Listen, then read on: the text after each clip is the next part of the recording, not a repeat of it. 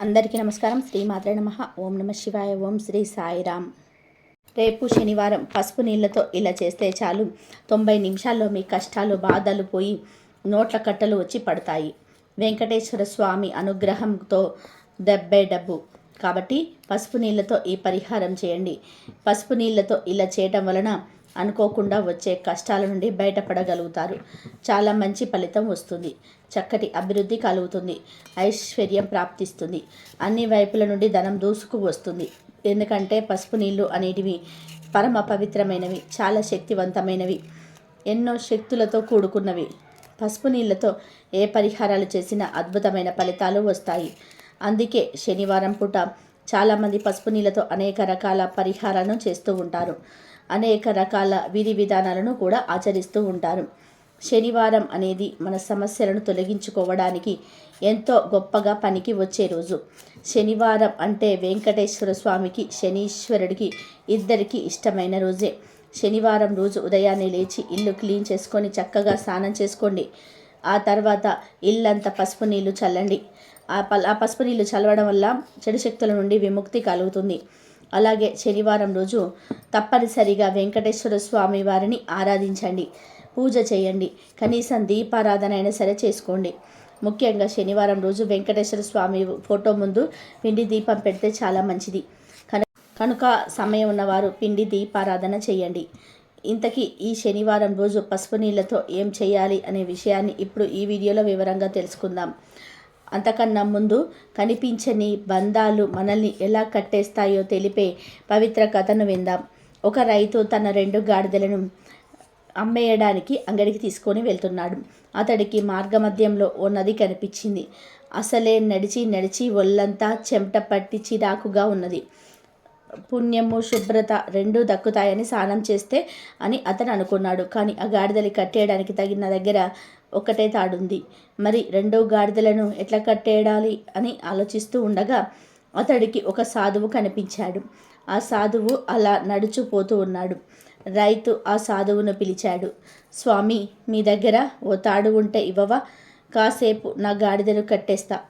నా స్నానం కాగానే నీ తాడు నీకు తిరిగి ఇచ్చేస్తా అని అడగగా ఆ సాధువు ఇలా చెప్పాడు. నాయన, నా దగ్గర తాడు లేదు, కానీ ఓ ఉపాయం చెప్తాను అన్నాడు.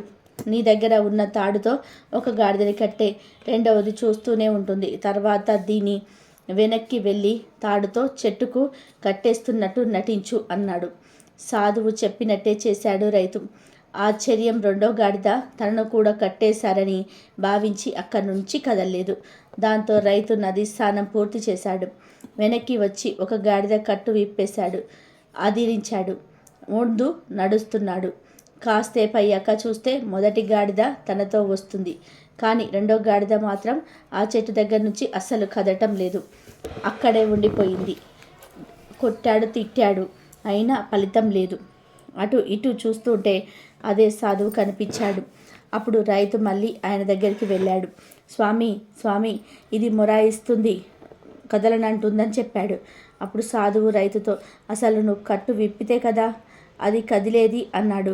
దానికి రైతు, అసలు నేను కట్టేస్తే కదా విప్పేది అన్నాడు. అవునోయ్, అది నీకు తెలుసు, నాకు తెలుసు, ఆ గాడిదకు తెలియదు కదా, తను ఇంకా కట్టేసి ఉన్నట్టే భావిస్తుంది అని అన్నాడు సాధువు. అయ్యో, మరేం చేయాలి ఇప్పుడు అన్నాడు రైతు. కట్లు విప్పితే సరి కదులుతుంది అన్నాడు సాధువు. అసలు కట్టేస్తే కదా విప్పేది అన్నాడు రైతు. పిచ్చోడా, కట్టేసినట్టు ఎలా నటించావో విప్పేస్తున్నట్టు కూడా అలాగే నటించు అన్నాడు సాధువు.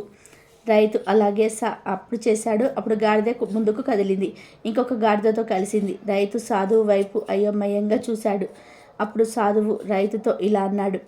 మనుషులు కూడా అంతేనోయ్, కనిపించని బంధాలేవో మనల్ని ఇక్కడే కట్టేసినట్టు వ్యవహరిస్తాం. కదలం, ఉన్న చోటు వదలం. నిజానికి అవన్నీ భ్రమాత్మక బంధాలు. అవేమీ లేవని నిజం తెలిస్తే చాలు ప్రపంచమంతా నీదే అర్థమయ్యి కానట్టుగా ఉంది. అవును మరి, తత్వం సత్యం ఎప్పుడు సంపూర్ణంగా అర్థం కావు కదా. రైతు కాసేపు బుర్రా గోక్కున్నాడు. సాధువుకు దండం పెట్టి తన గాడిదల వైపు కదిలాడు. ఇంకా విషయంలోకి వస్తే శనివారం అనేది వెంకటేశ్వర స్వామి వారికి ఎంతో ఇష్టమైన రోజు. శనివారం రోజు ఎవరు కూడా తోటకూరను తినకూడదు. శనివారం తోటకూర తినడం నిషేధం గనక శనివారం రోజు ఎవరు కూడా తోటకూరను తినకండి. అయితే ధన ప్రాప్తి కలగాలని కోరుకుంటున్నారో, ధన సంపాదన పెరగాలని కోరుకుంటున్నారో వారు చక్కగా శనివారం రోజు ఒక గాజు గ్లాసును తీసుకోండి. ఈ పరిహారానికి కేవలం గాజు గ్లాసు మాత్రమే వాడాలి. స్టీలు, రాగి, ఇత్తడి ఇలా వేరే గ్లాసులు వాడకూడదు. ముందు గాజు గ్లాసును తీసుకొని దానిలో మంచినీరు పోయండి. మీరు త్రాగే నీరు పోస్తే సరిపోతుంది. తర్వాత ఆ నీటిలో 1 స్పూన్ అంత పసుపును వేయాలి. పసుపు పరమ పవిత్రమైన పదార్థం. పసుపుకు శుద్ధి చేసే గుణం ఉంటుంది. అంతేకాదు పసుపుకి మనకు ఉండే దరిద్రాలను తొలగించే శక్తి కూడా ఉంటుంది. ధనాన్ని ఆకర్షించే శక్తి ఉంది కనుక నీటిలో పసుపును కలపండి. ఇప్పుడు పసుపు నీళ్ళు రెడీ అవుతాయి కదా. ఆ తర్వాత పసుపు నీటిలో చిటికెడు గల్లులుప్పు వేయండి. గల్లులుప్పు కూడా ఎన్నో శక్తులు ఉంటాయి కనుక గల్లులుప్పును వేసి చివరిలో 5 మిరియాలను ఈ నీటిలో వేయండి. ఇవన్నీ కూడా మంగళకరమైన వస్తువులు, మన జీవితాన్ని మార్చేసే వస్తువులు. ఇలా ఇవన్నీ వేసిన తర్వాత పసుపు నీటితో మీ ఇంట్లో వారందరూ కూడా దిష్టి తీసేసుకోండి. అంటే ఎవరికి వారు దిష్టి తీసుకోవచ్చు, లేదా వేరే వాళ్ళు వచ్చి దిష్టి తీయవచ్చు. ఏం లేదు, ఈ పసుపు నీటిని మీ తల చుట్టూతా 7 సార్లు 7 సార్లు అపసవ్య దిశలో తిప్పండి. ఇలా ఇంట్లో ఉన్న వారందరూ కూడా మీ ఇంటి మెయిన్ డోర్ వైపు వచ్చి దిష్టి తీసుకోండి. ఇంట్లో వాళ్ళందరూ తల చుట్టూ తిప్పేసిన తర్వాత ఈ పసుపు నీళ్ళను అలాగే గ్లాస్తో తీసుకొని వెళ్ళి రావి చెట్టు మొదట్లో పోసేయండి. రావి చెట్టు లేకపోతే వేప చెట్టు మొదట్లోనైనా సరే పోసేయవచ్చు. ఈ పరిహారాన్ని పగటిపూట చేయాలి. అంటే దిష్టి తీయటము మాత్రం పగటిపూట చేయండి. కుదిరితే ఆ పసుపు నీటిని పగటిపూటనే తీసుకొని వెళ్ళి రావి చెట్టు లేదా వేప చెట్టు మొదట్లో పోసేయండి. లేదు మాకు సిగ్గు, అందరూ చీప్గా చూస్తారు అనుకునేవారు మాత్రం పగటిపూట పసుపు నీటితో దిష్టి తీసి ఆ నీటిని ఇంటి బయట అలా ఉంచి రాత్రికి ఆ నీటిని తీసుకొని వెళ్ళి రావి చెట్టు లేదా వేప చెట్టు మొదట్లో పోసేయండి. ఇలా చేసిన అద్భుతమైన ఫలితాలు వస్తాయి. ఈ పరిహారం చేయటం వల్ల ధనం మీ వైపు అట్రాక్ట్ అవుతవడమే కాదు, గ్రహాలు కూడా మీకు అనుకూలంగా మారుతాయి. శని దోషాలు, గ్రహ దోషాలు పోతాయి. ఇలా చేసిన 90 నిమిషాల్లో ఖచ్చితంగా మీకు ఏదో ఒక మంచి జరుగుతుంది. కష్టాల నుండి బయటపడే మార్గాలు తెలుస్తాయని అని సిద్ధశాస్త్రం చెప్తుంది కనుక ప్రతి ఒక్కరూ కూడా ఈ శనివారం రోజు పసుపు నీళ్ళతో ఇచ్చిన పరిహారం చేసి శుభ ఫలితాలను పొంది ఆనందంగా జీవించండి. శనివారం ఆడవాళ్ళు ఈ 3 పనులు అస్సలు చేయకూడదు. చేస్తే కటిక దరిద్రం అనుభవిస్తారు. ఇంట్లో నుండి లక్ష్మీదేవి వెళ్ళిపోతుంది. శని ప్రభావానికి గురి అవుతారు. ఎలాంటి పనులు మొదలుపెట్టినా కానీ ఆటంకాలు ఎదుర్కొంటారు. శనివారం రోజున శనిదేవుని ప్రభావం నుండి తప్పించుకోవడానికి ఎన్నో చేస్తారు. కానీ ముఖ్యంగా ఈ 3 పనులు మాత్రం అస్సలు చేయకూడదు.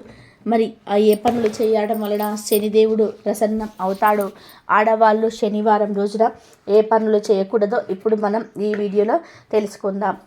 మామూలుగా శనిదేవుడు అంటే చాలామంది భయపడతారు. వాస్తవానికి శనిదేవుడు చాలా మంచివాడు. అమ్మా నాన్నల ప్రేమను శనిదేవుడు చూపిస్తాడు. శని భగవానుడు అంటే నీతి, న్యాయము, ధర్మబద్ధకు కట్టుబడి ఉంటాడు.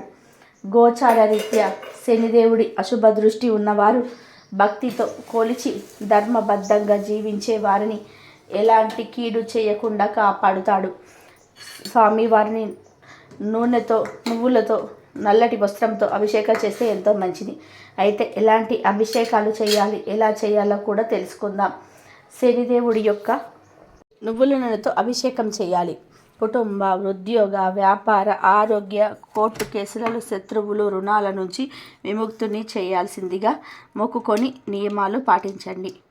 శనీశ్వరుడి ఆలయం నుంచి బయటకు వదిలేటప్పుడు అక్కడ ఉన్న భిక్షగాళ్లకు, పేదవారికి శక్తి కొలది ఆహార రూపంలో కానీ, వస్త్ర దాన రూపంలో కానీ, దాన ధర్మాల నిర్విఘ్న విశాల హృదయంతో చేస్తే మంచి ఫలితాలు దక్కుతాయి. శనివారం రోజున ఆకలితో ఉన్నవారికి, మూగ జీవాలకు భోజనం పెడితే మంచిది. ఉదయం సూర్యోదయం కాగానే శరీరానికి నువ్వుల నూనె రాసుకొని గంట తర్వాత స్నానం చేయాలి. ఇలా చేస్తే శని అనుగ్రహాన్ని పొందవచ్చునని పురాణాలు చెప్తూ ఉన్నాయి. మూగ జీవులకు ఆహారాన్ని, నీటిని ఏర్పాటు చేసుకోవాలి. కాకులకు బెల్లంతో చేసిన రొట్టెలను నువ్వుల నూనెతో కాల్చి చిన్న చిన్న ముక్కలుగా చేసి కాకులకు వేయాలి.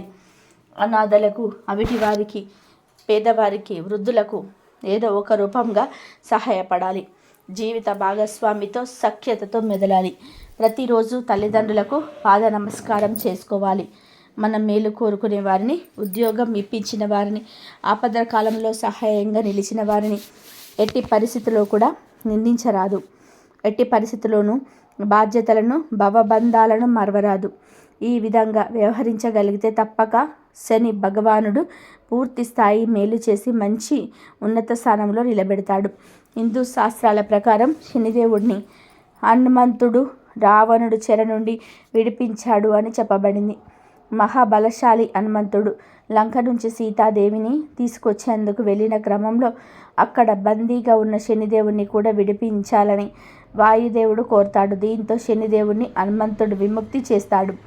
అంటే శనిదేవుణ్ణి కూడా విడిపించి విముక్తి కల్పిస్తాడు. అందుకు కృతజ్ఞతగా హనుమంతుడిని ఏ వరం కావాలో కోరుకోమని శనిదేవుడు అడుగుతాడు.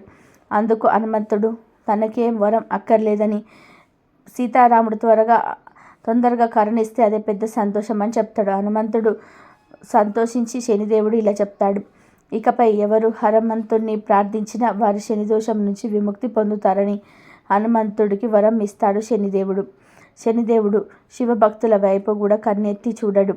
పురాణాల ప్రకారం సూర్య భగవానుడి ఆదేశాలతో శివుడు తన గణాలతో శనిదేవుడిపై యుద్ధం చేస్తాడు. శివుడు గణాలను శనిదేవుడు ఓడిస్తాడు. ఆగ్రహించిన శివుడు మూడో కన్ను తెరిచి శనిని భస్మం చేస్తాడు. శనిదేవుడు శివుడు 18 ఏళ్ల పాటు రావి చెట్టుకు తలకిందులుగా వేలాడదీసి శిక్షించినట్టు చెప్తున్నారు. అందుకే శివభక్తుల వైపు శనిదేవుడు కన్నెత్తి కూడా చూడడు అని పురాణాలు చెప్తూ ఉన్నాయి. శివుడు శనిదేవుని రాహు చెట్టుకు వేలాడదీసి శిక్షించినందుకు శనికి రావి చెట్టు అంటే భయం. శనివారం నాడు ఎవరైతే రావి చెట్టుకు పూజలు చేస్తారో శనిదేవుడు వారిపై కన్నెత్తి కూడా చూడడు. అలాగే హనుమాన్ భక్తుల వైపు కూడా శని కన్నెత్తి కూడా చూడడు. అందుకే శనివారం నాడు హనుమాన్ చాలీసా పఠించటం ద్వారా శని ప్రభావం నుండి బయటపడవచ్చు అని పురాణాలు చెప్తూ ఉన్నాయి. శనివారం రోజున చేసే పనులలో ఆడవాళ్ళు తప్పకుండా కొన్ని జాగ్రత్తలు పాటించాలని జ్యోతిష్య శాస్త్రాలు చెప్తూ ఉన్నాయి. శనివారం రోజున ఆడవారు తప్పనిసరిగా సూర్యోదయానికి ముందే నిద్రలేచి స్నానం చేసి దీపారాధన చేయాలి. ఎవరైతే శనివారం రోజున సూర్యోదయాన్ని కాకముందే దీపారాధన చేస్తారో వారిపై శనిదేవుడి అనుగ్రహం ఉంటుంది. మిగిలిన రోజులలో లేచినా లేవకపోయినా శనివారం రోజున మాత్రం తప్పనిసరిగా నిద్రలేవాలి. శనివారం రోజున నువ్వుల నూనె, పత్తి, అగ్గిపెట్ట, సూది కొనకూడదు. ఒకవేళ వీటిని కొన్నారనుకో అప్పుల పాలవుతారు. శనివారం రోజున అష్ట కష్టాలు పడతారు ఇవి కొంటే మాత్రం అని జ్యోతిష శాస్త్రం చెప్తుంది. శనివారం రోజున తల్లిదండ్రులను, వృద్ధులను, పెద్దలను, వృద్ధులను అలాగే ఎవరిని అవమానించకూడదు. శనివారం కాదు మిగిలిన ఏ రోజులను కూడా వృద్ధులను అవమానించకూడదు. ఎవరైతే ఇతరుల పట్ల అవమానంగా, అసభ్యంగా ప్రవర్తిస్తారో వారిపై శని ప్రభావం ఖచ్చితంగా పడుతుంది. అష్ట కష్టాలు, కటిక దరిద్రాన్ని అనుభవిస్తారు. శనివారం రోజున ఆడవారు ఉప్పును, నూనెను ఎవరికి దానంగా ఇవ్వకూడదు. కాబట్టి ఆడవారు ఈ శనివారం రోజున సూర్యోదయానికి ముందే నిద్రలేచి దీపారాధన చేయాలి. నువ్వులు, నూనె, ఉప్పు వంటివి ఎవరికి దానం రూపంలో ఇవ్వకూడదు. అలాగే శనివారం రోజున ఆడవారు తోటకూరను వండకూడదు. ఎవరైతే శనివారం రోజున ఈ పనులను చేస్తారో వారిపై శని ఆగ్రహాన్ని చూపిస్తారు. జన్మ జన్మల పాపం మూట కట్టుకుంటారు. ఎవరైతే శనివారం ఈ పనులను చేస్తారో వారిపై శని ఆగ్రహాన్ని చూపిస్తారు. జన్మ జన్మల పాపం మూట కట్టుకుంటారు. కాబట్టి ఆడవారు తప్పనిసరిగా ఈ శనివారం రోజున ఈ పనులను అస్సలు చేయకూడదు. అలాగే శనివారం రోజున ఎవరిని కూడా అవమానించకూడదు. అలాగే శనిదేవుడికి నువ్వుల నూనెతో అభిషేకం చేయండి. హనుమంతుని, శివుణ్ణి ఆరాధించండి. శని ప్రభావం నుండి తప్పించుకోండి. రావి చెట్టు చుట్టూ ప్రదక్షిణలు చేసి సూర్యాస్తమయం అయిన తర్వాత రావి చెట్టు దగ్గర దీపం వెలిగించండి. అలాగే ప్రతి శనివారం మూగజీవాలకు ఆహారం పెట్టండి. శనిదేవుడి అనుగ్రహాన్ని పొందండి. ధర్మబద్ధంగా క్రియను పాటించి అంటే ధర్మబద్ధంగా మీరు చేయాల్సిన పనులను చేసి శనిదేవుని ప్రసన్నం చేసుకోండి. అంటే మనం ధర్మబద్ధంగా కష్టపడి జీవిస్తే శనిదేవుడి యొక్క అనుగ్రహం మనపై ఎప్పుడూ ఉంటుంది. శనిదేవుడు చాలా మంచివాడు, కష్టపడిన వారికి ప్రతిఫలాన్ని చూపిస్తాడని గ్రంథాలు చెప్తూ ఉన్నాయి.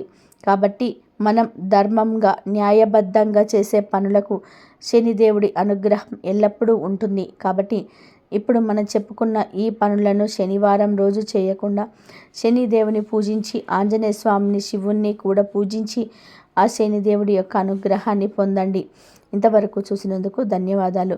Please like, share, subscribe my channel.